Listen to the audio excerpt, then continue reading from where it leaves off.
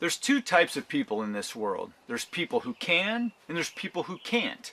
And the people that can only can because they believe they can. And the people who can't only can't because they believe they can't. So what are you?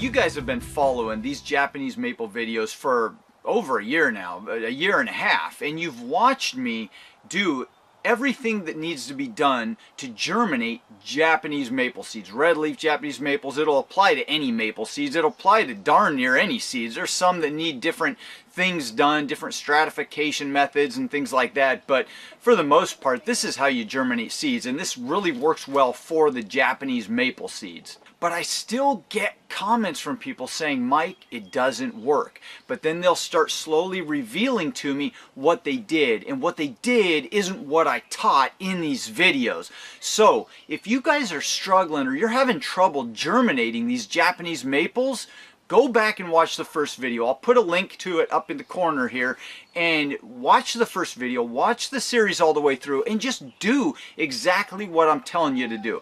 I get people coming on saying, well, I collected all these seeds, and they might even be fresh seeds, and they collected all these seeds, and then they came home and then they put them in water. They soaked them in water for 24 hours, or they put a damp paper towel in the bag, you know, or they did all these different things that I didn't say to do.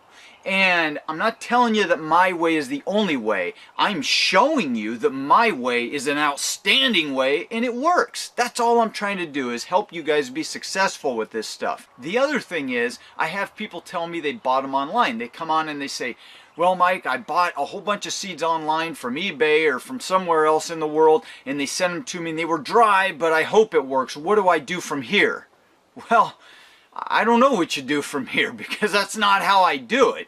I can give you some advice on what I would do with dry seeds and what I've done with dry seeds in the past, but I'll tell you right now that anytime I've tried to germinate dried seeds, I get very poor results. The other problem is when you're buying seeds online, you don't know where they're coming from, you don't know how viable they are, you don't know how long they've been in storage.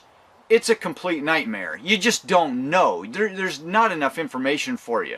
So I will admit that there's not a good place to really go online and know where you're buying good Japanese maple seeds. And I probably should start something like that. I don't know, just to get seeds out there to people. I get so many requests for seeds, and I really, you know, I can't spend all day collecting Japanese maple seeds. There's just not enough money to make up for my time to do it. But I've got Japanese maples planted out on my property. I plan to plant more out in the future, and my blood good is actually getting much larger now, and it's starting to produce a lot of seeds. And so maybe in the future here I'll start sending seeds to people that are fresh, so they know that when they get them, they're fresh and they're ready to go. But in the meantime, you really need to try and collect fresh Japanese maple seeds. Or if you have a family member, if you live in the desert, or you live, they're probably not going to grow well in the desert, but if you live somewhere where you don't have a lot of Japanese maples, if you have a family member or a friend or somebody, or maybe on the Facebook page, on the I Love Plant Propagation page, you know what, we'll probably do that. We need to start a group where people can exchange these seeds, or they can exchange plants with each other. So some way, we got to find a way to do this. Or but you got to get viable seeds. You got to get fresh seeds that are viable. That's my whole point in all this. But just to show all the people out there who are still doubting, I did it again this year, just to show you guys. Last fall, so right now we're June 7th, last fall, I went out sometime in late November and I collected a whole bunch of Japanese maple seeds. They were from red leaf maples. I collected them all up. I did exactly what I said. I collected them all up, put them in a plastic baggie. I did nothing to it. I didn't even spritz water in it, if I remember. I might have, you know, occasionally if the seeds are a little dry on a dry day in November, if it's not raining and the seeds are dry laying on the ground, or I pick them and they're just dry, I might just kind of sprinkle a couple drops of water in there, but not a lot. Just a couple drops to keep some moisture in the bag. But all I did was I collected these seeds and I just stuffed them in a Ziploc bag, and here they are. I put them in my fridge right after I collected them, and they just sat there all winter. Now, here's the really interesting thing about this, guys. People ask me all the time, how long do you have to stratify these seeds? And the answer is, as long as you want to. And here's the proof. I collected all those last November, and now we're June 7th. Now, the first video I did a year and a half ago with these guys, after, you know, I think it was 4 months, I'm pretty sure. I looked back on that. It was 4 months when I pulled them out. I think I pulled them out of the fridge towards the middle to end of March, something like that.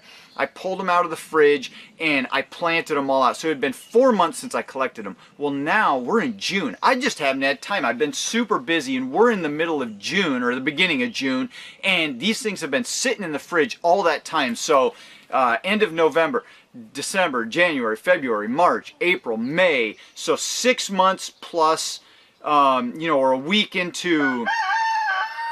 Yeah, buddy. A week into June. So 6.5 months that is. About 6.5 months. They've been sitting in the fridge. And I want to show these to you guys. Look at this. So here they are. They started sprouting. You can see a bunch of them with the roots there. You can see them. They're starting to sprout. There's a little root down in here. Right down in there. There's a root right here. And they're starting to sprout throughout this. And every you can see the backside of them's kind of dry. Every month or so, I just went into the fridge and I had my bag like this, right? Just folded over, and the condensation kind of floats to the top, and then it moistens the top seeds. But then the bottoms are dry. Yeah, Johnny. The bottoms are dry, so every month I just go in there and I just flip the bag over. That was it. I just flipped the bag over, and then the tops would get moist, and they just stay evenly moist, and it wasn't that big of a deal. But that's all I did. I collected these guys, I threw them in a plastic bag, and I threw them in the fridge. Now, I know I'm getting a little long-winded here, but I get so many questions about this. I get so many people saying, Mike, it didn't work, or you know, it's working, guys. It works. You just got to work it, right? You got to be a person that says, I can. This will work. You know what? I heard this. You know what? This is my channel. This video is just going to be long-winded. The people who don't like it can go somewhere else. All right? But the people who do like it are going to get some long-winded videos. So what the heck?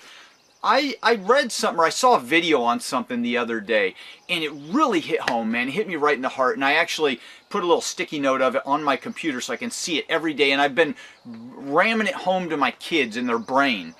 And the little comment that the guy said that stuck with me was, the words that follow I am follow you.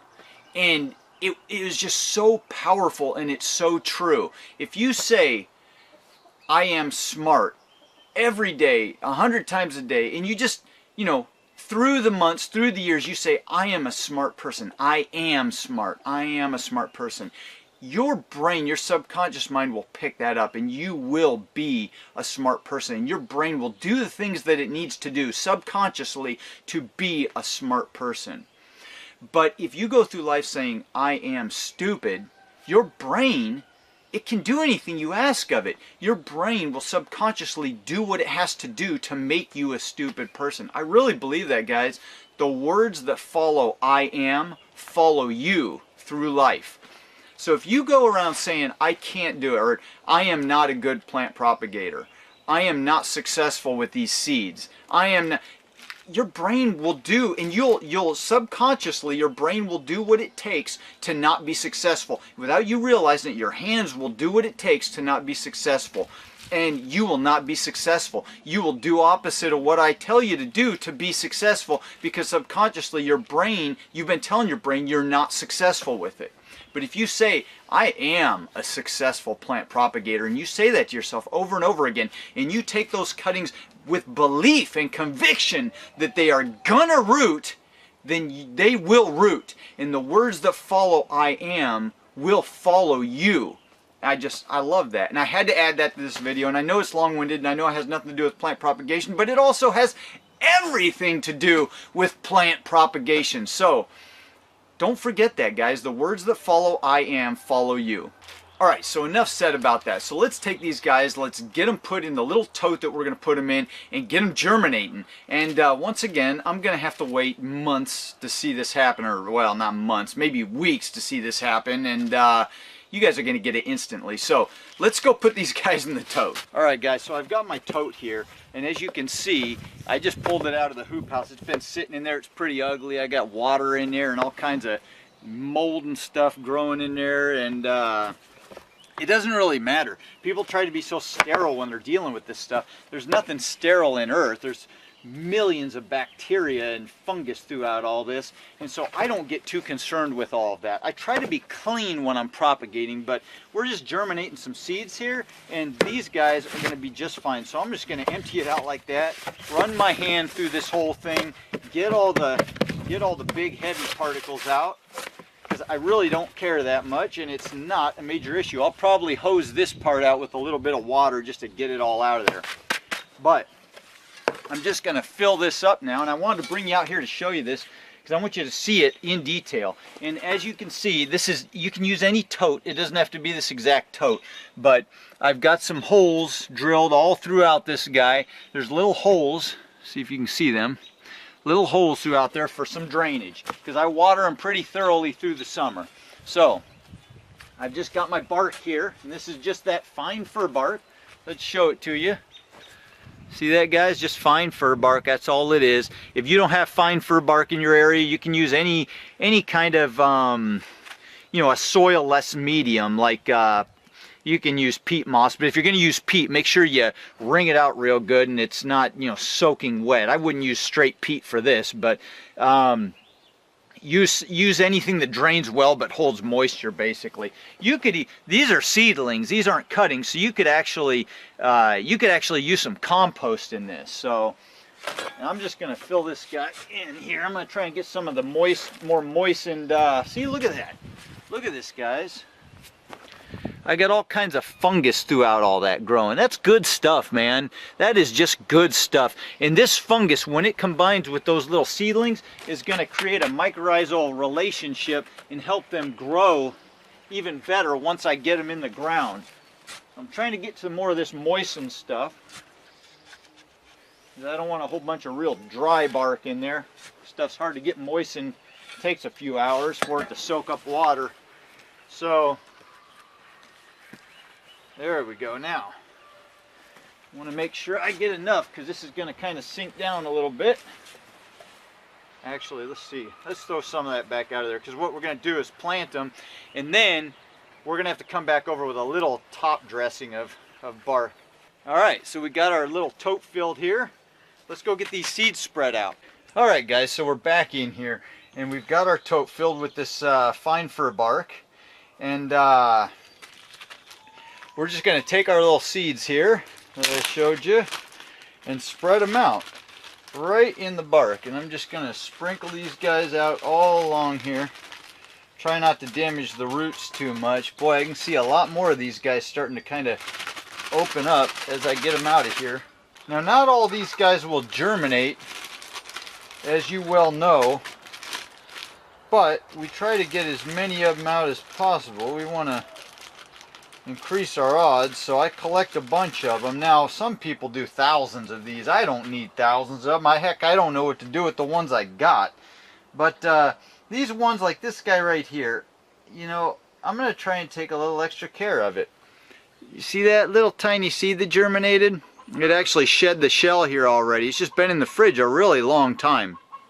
So you can see this guy, he's got this nice little root coming off of him. Let's spread these guys out a little bit. I'm trying not to disturb the ones that have little roots on them. And I'll try to kind of, look at that. See, I just love this. Look at that. Little tiny root starting to come out. This guy wants to grow. Now these guys have been, they got little roots coming out of them. They've been, a lot of them do. Now that I'm really opening it up and looking at them, I got tons of little guys with roots all over them. Coming out of the little heads there. So these guys have been in the fridge for quite a while. They've been in, like I said, for 6.5 months. So people ask all the time, how long do you stratify them for? How long do you keep them in that cold fridge environment? Well, as long as you want to. And then once again, I talked about this in another video. A lot of times I get comments from people saying, well, you don't need to do this. You don't need to do all this putting them in the fridge stuff. They just sprout on their own out in nature. And that's absolutely true. They will sprout out in nature on their own. But, ooh, there's another one. Look at that. Little roots. Try not to break them off. But the problem with letting them sprout out in nature, there's nothing wrong with letting them sprout out there, but if you're trying to get a whole bunch of them that are viable that you can grow on into nice landscape plants and sell them later down the road, and you're trying to get some form of predictability with you know, how many you're going to end up with in the long run, you definitely want to do the refrigerator method, because you know, we've had these things in here since last November, and it's June now, and so you can keep them in that fridge for a long period of time until you are well sure that the danger of frost has passed. And I mean, it is warm summer weather now, so these guys, they just came out of the fridge. These guys should warm up really nice. This whole tote's gonna be nice and warm, and they're gonna go, holy cow, Mike, thank you so much. We're gonna shoot off tons of roots and grow beautifully for you, buddy. And we're gonna be happy to do it. So now that we got them all in here, let's go grab a little bit more bark, and we're just gonna put a fine covering over all these guys. I think I got a chicken laying an egg in there. All right, so I just got a handful of that fine fir bark again, and we're just going to spread that out right over top. And you don't want it to be thick. It could be like a ½ inch, could even be a ¼ inch. We're in a nice protected, safe environment. Alright, and now we're ready. We are going to put a little bit of water on here and get these guys ready to start germinating. Alright guys, so I got my water turned on, and I'm just going to kind of go over it and over again. That's it.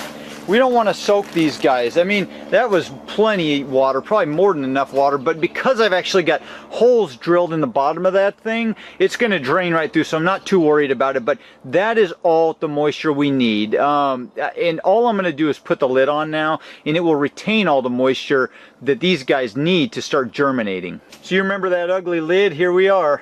And I'm just going to put it right on top here. And if you can see, I'm not pushing down. It can actually click down. I'm not doing that because I don't mind a little bit of airflow getting in there. I'm just kind of setting it on. It'll keep them moist down in there. And then that's all I'm going to do. I'll let these guys sit until I start seeing seeds germinate. And when I see the majority of them actually germinating, then I want to pull that lid off, because I don't want them to be in a real humid, moist environment, because once they're germinated, these are seeds, they're not cuttings. They're going to have roots to start soaking up moisture in there. Then I'll just start watering regular. So we'll come back. Today's June 7th. We'll come back and check on these guys every few days. We'll probably have most of them germinating within a couple weeks, and then I'll show you some more clips here. So like I said, it's going to be weeks for me, but you guys will get this instantly. Let's go. Check this out, guys. Look at this. What are we, maybe a few days? Actually, I think it's only been like 3 days, maybe 4 days. 4 days. It's been 4 days. Look at this. I just took this off last evening. I took the lid right off of it, because it was getting kind of warm in here on a sunny day, and I didn't want it to get too hot. Remember, these seeds right here, they were in the refrigerator in like a 30-some degree temperature for the last 6 months. So when you put them outside, they don't need bottom heat or anything like that. They're going from a 30-some degree temperature out in the refrigerator to outside, where now we're between 60 and 90 degrees lately. So this is plenty warm enough to gently wake these guys up. And as you can see, there they are. They're starting to sprout. We're getting seeds going, guys. I'm not making this stuff up. Here it is, and it works. Now, once again, I've been getting more and more and more people saying, Mike, nature does this just fine on its own. And you're absolutely right, but we control it this time. We tell the seeds when to wake up. When you put them in the fridge and you do it this way, and you control the survival rate for the most part. Now, nature's going to do what it's going to do, but we've got a lot more control of this situation, and we know we're going to get fantastic results because the proof is right there, guys. All right, we'll see what happens here in another week or 2, or maybe 3. All right, guys, I want to update you on something a little bit here. It's been, I think, a little over a week, maybe a week and a half, something like that, since I did all these seedlings. And you can see we've got these guys just popping up. You know what? Maybe it's been 2 weeks. It's hard to remember, but these guys are starting to pop up, and you can see beautiful little, the true leaves are starting to come in. The little red leaves, they're just beautiful. But one thing that happened, oh man, it drove me absolutely nuts. I came out here the other day, and look at what I found. I got rid of some of the evidence, but you see that? That's a little maple seedling, and there's several of them throughout here. There was a piece of one right there. Where's another one? Let's see if I can find it. There were a few, probably a handful of them. There's another one right there, you guys see it? I don't know, maybe like 7 or 8 of them throughout here. I think it was a bird got in here, man, and just started tearing the heck out of these things. So, just a little, did you guys hear those chickens? I think they're all laying at the same time. Anyway, just a lesson to you guys and a lesson to me. If you're going to do this and birds are able to get into your hoop house or wherever you've got these things, make sure you've got some kind of cover. Now, they don't seem to be messing with the ones here that have already started sprouting and are doing well and getting their true leaves, but this was like 4 days ago or so I noticed this, and they were just the ones starting to come up. There was another one over here that the head of the seed started to try and emerge from the soil, and boom, they got that guy. So use some screen or something to cover them with. It's kind of heartbreaking, but we'll update you again here in another week or two. Well guys, it's a sad day today, and I've got something to show you. Let's go take a look at these little maple seedlings. Check that out. Total devastation and destruction. Those birds got in there and annihilated everything. So it's been close to a week since that last little shot, and everything was going along fine. I know I had a couple birds get in there. I thought I was good. I thought, you know, it was a fluke thing. And a few days after that, I started getting more little seeds germinating. I was getting excited. Everything was starting to fall into place. And boom, I come out here this morning, and this little box has been just devastated by birds. You can see they've been pecking around in there, digging the soil up. You can see the little seeds just laying there, the ones that haven't sprouted yet. They dug them all up. They totally trashed the seedlings that were growing. I've got like a couple of these guys left. I was just getting some more new ones to start sprouting too. And, you know, they found their little treasure. See guys, even I have ups and downs, and you know, you can't predict everything that's going to happen, but let's talk about what we've learned here. So, the first thing is, you absolutely can germinate Japanese maple seeds after cold stratifying for up to 6 months. I don't know, maybe we could go even longer, maybe we could go a year, but we know beyond the shadow of a doubt that we can go 6 months in the refrigerator and they'll germinate.